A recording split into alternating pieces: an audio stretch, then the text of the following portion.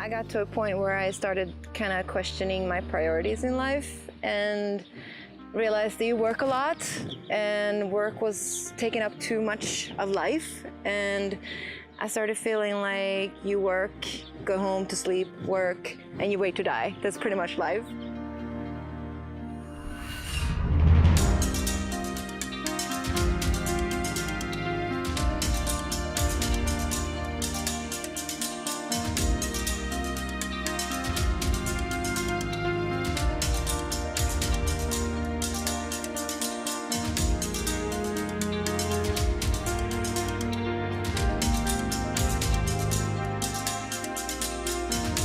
You met all the nicest people which you can imagine. They're very friendly, they share, they care about each other, they help each other, and they push each other.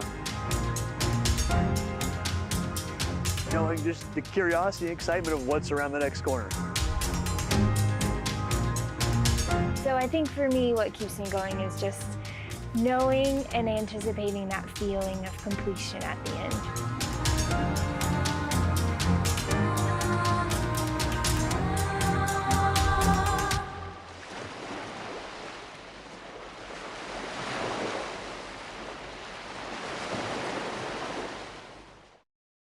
I told my boss, I'm just staying for 3 more months. I have to go somewhere. And I didn't know where I was going at that time. And then I started to do some research, and I find this trail. But then as soon as I start to read about it, I was like, oh God, this is what I'm gonna do. This is what I'm gonna do. I didn't really think much about it. And it was kind of like on the first day when we were walking, I just started laughing. My brother's like, why are you laughing? I was like, I just didn't really think I would be here right now doing it. So yeah, it was just a spur of the moment decision. I didn't really prepare much. I did a small hike in Korea that was 400 kilometers long, but that was like a walk, because in Korea there are no hills. Like the tallest hill is like New Zealand's smallest hill. First, when I came to New Zealand, I didn't even know that existed. I didn't know about any long-distance trails in the world. And I met TA hikers along those tracks, and they told me about it. And I was like, you guys must be crazy. Like, why would you walk? Why would you walk for 5 months or however long? And then, so the seed was planted, and it took me another 4 to 5 months, I guess. And then eventually I was like, I need to do this. Like, I purchased the book. There's this book from the Aotearoa, and it all started.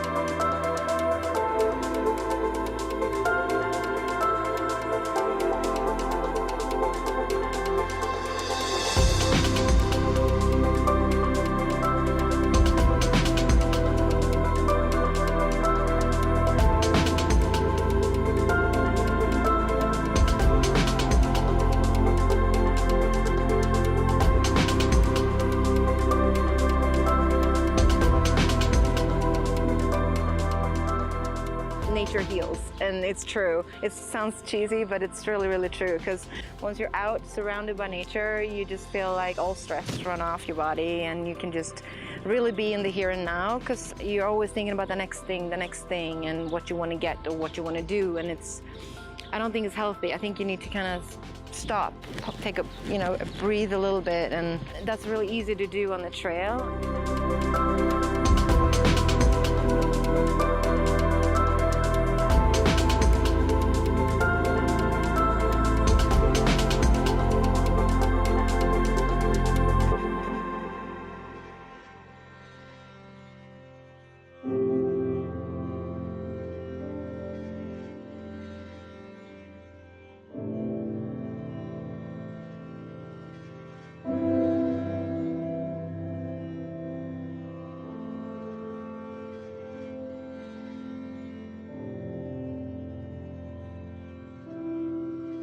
First day was hard to get used to the pack, because we normally don't have a 18-kilo pack on our backs. That was really the hardest things. You just had this really huge feeling of accomplishment when you got off the beach. You were like, yes, it's finally over, like no more beach, like finally we had to see something different than sand.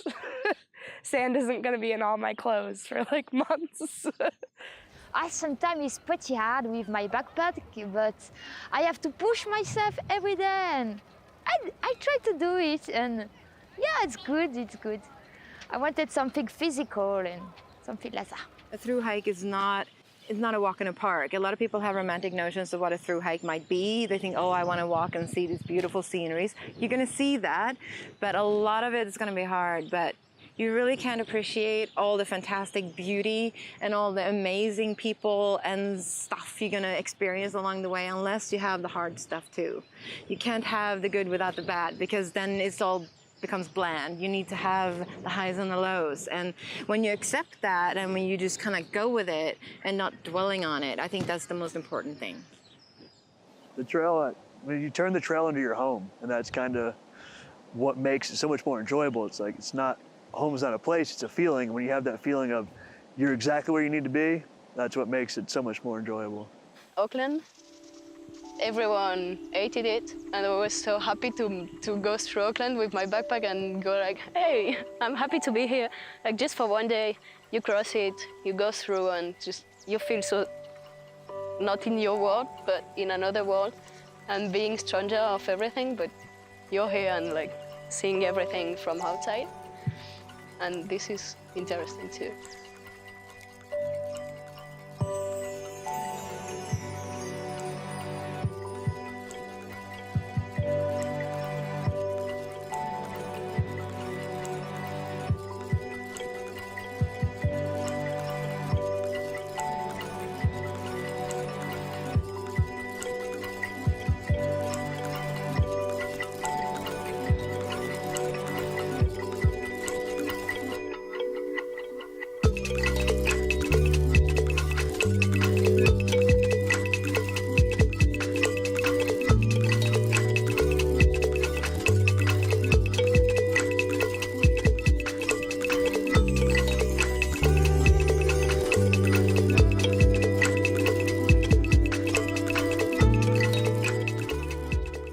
living in Berlin.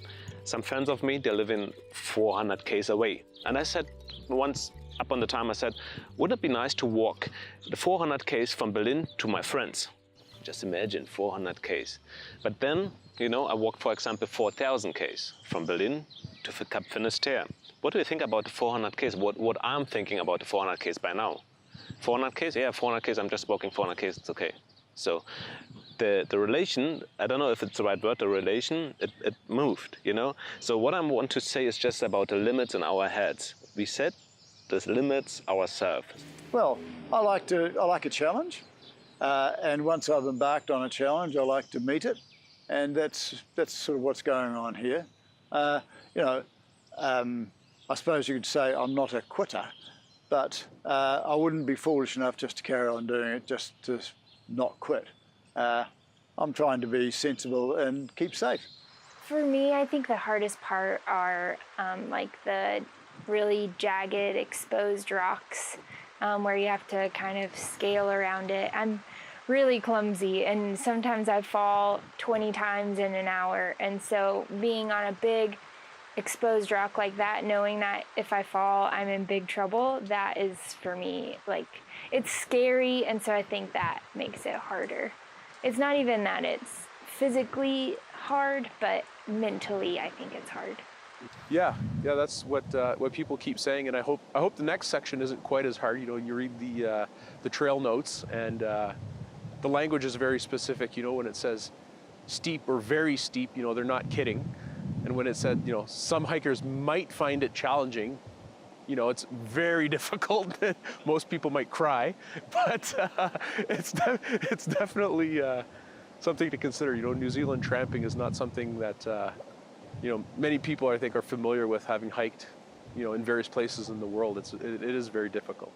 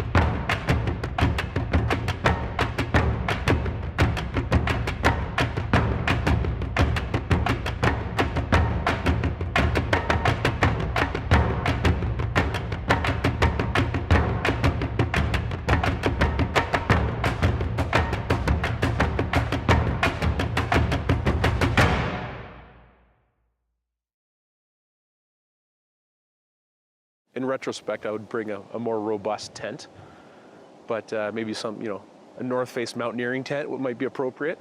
But you know, for the weight, it's kind of hard to justify when you're sitting in your living room and you're trying to consider what's important and what's not, and what the weather's going to be like and what the mountains are going to be like, and yeah, it's hard to say. The only regret I have, and I don't know if it would have turned out differently, is the tent we brought, because the first night on this track there was a wind and rainstorm, and there was like a big gust, and it kind of flattened the tent and snapped the pole and tore the fly. So we have no tent right now. You was afraid?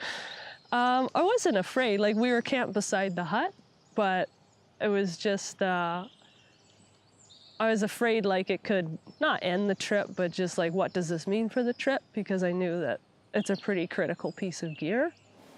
The huts definitely in the South Island were really unique, and I've never hiked such a long distance trail, but just knowing that you're able to go like 3-4 days into the backcountry and know there's a shelter for you, like that's what made those rainy days easy, or not easy, but made them good, because you knew you were walking to a hut and all you had to do was push to the hut and you'd get out of the rain. So definitely New Zealand's hut system with, I think, almost 1,000 huts, like, just make the trip really special. Yeah. Windows wide, the curtains fly to catch the evening breeze.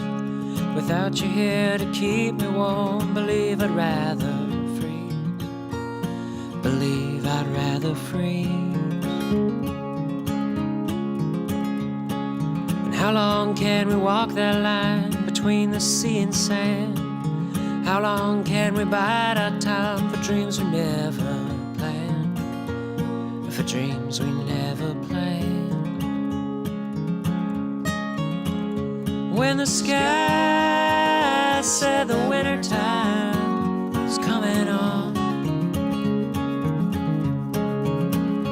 and you cry to see a shadow, babe, it's growing long across the lawn. Oh yes, yes. Well, actually, the food's pretty important, and not just from, you know, calorie point of view.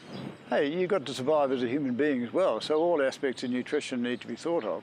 And not necessarily, the food that's good for energy isn't necessarily good for adequate nutrition. The taste is also important, and I can tell you that I'm getting a wee bit tired of most of the food. It's great to stop in a nice place like this. We're going to have lunch in a few minutes with some folks, and I think, well, I'm looking forward to that. The food on the trail, yeah, it gets a bit much the same. Good food, definitely. Yeah, good food, like healthy food, salad. Like, I'm vegetarian, so this is a bit difficult. Like the limited food options you have on the trail. I'd say this is almost on top of my list, what I do miss from home. When the sky said the winter time is coming on, and you cry to see a shadow, babe, it's growing long across the lawn, another song.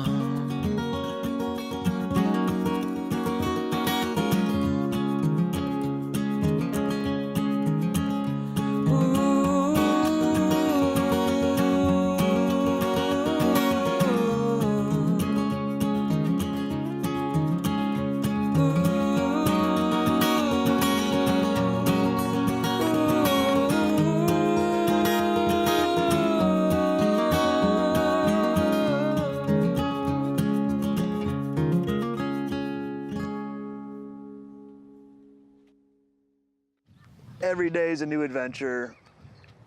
Every person you meet has an amazing story.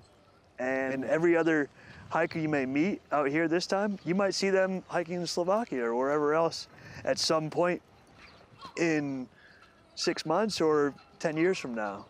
I bumped into a guy when I was in Australia doing my first through hike, talked to him for 10 minutes, and bumped into him 3 years later on the Appalachian Trail. And I was like, hey, I remember this guy, and we started talking, and then he remembered everything that we talked about. It was just such a small world. It was incredible. You know, I've always said that, you know, traveling is good for people. Like, if if you don't travel, you have a closed mind. And if you have a closed mind, you have trouble accepting other people and other cultures and other ways of doing things. So I think the more people travel, the better off they are. So that's kind of one of my main motivations for travel in general. And then to do the TA was, you know, just to do something long and in the wilderness in New Zealand was more than enough motivation to want to do it. The kindness and generosity of just ordinary people that we meet along the way, people, some of whom have never heard of the Te Aroha Trail before. We walk past these people in the street. Sometimes they look harried or worried about something, and yet just scratch the surface and underneath is a kind, loving person.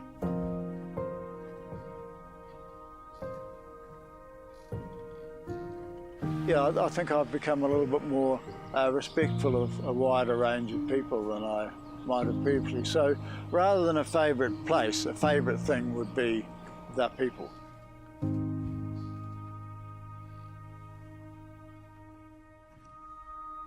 And this was one good thing which we did. This journey, like everybody which you've seen in this movie, everybody had a reason to walk. And some of them finished and some of them not, for any reasons. And it doesn't matter, because they started and they went to this journey and they learned something from it. Well, I think that's the same everywhere. Like where I'm from too, you know, there's people that haven't left a 50 or 100 kilometer radius of where they live, and when they pass that 50 kilometers, it's twice a year, and you know, they haven't even visited Canada, which I think is crazy, you know. And yeah, that just leads to, you know, us versus them. It doesn't lead to kind of a united community around the world. So.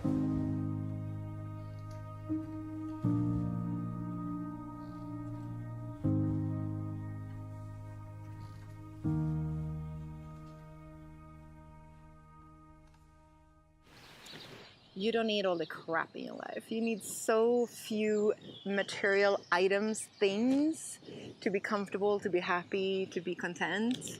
You really don't need much. So simplify my life, or simplify how you live, and not making things so complicated. And most of all, don't be afraid to be now, here, in the present, because life is not a destination, you know. It's what we do now. It's all the little things, the hard, the good and the bad. That's life. You can't wait for, oh, my life will be good when. This is life. Enjoy this now, because it's gonna be gone. And I believe we have one life. So, but if you live it well, that's all you need.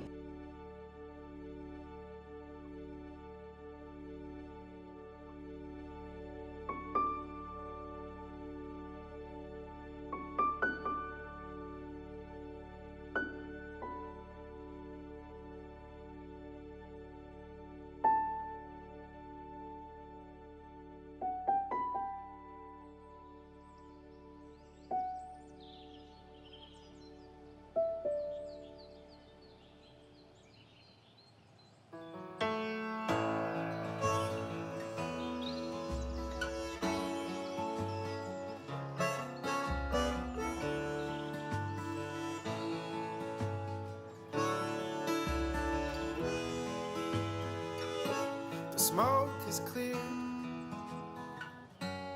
Sit alone with a beer and run through the rubble. Months of trouble in the end.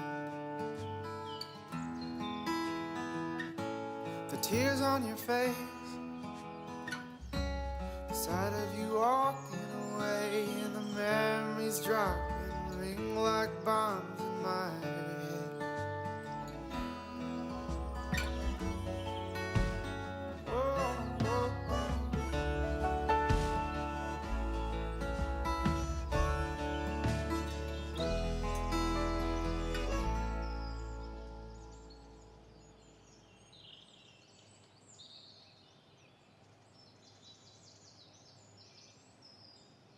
Just imagine you walked 4 or 5 days and you walk down there and you know just another couple Ks and there's the dairy coming, okay? And the dairy has got this lemon, lime, and bitters, and you walk faster and faster and faster.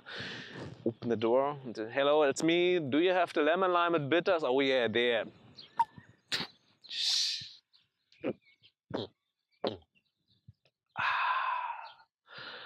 And everything is fine. That's it. Believe it. Why not? Maybe you also can order a hamburger. No? We did a mangamuka.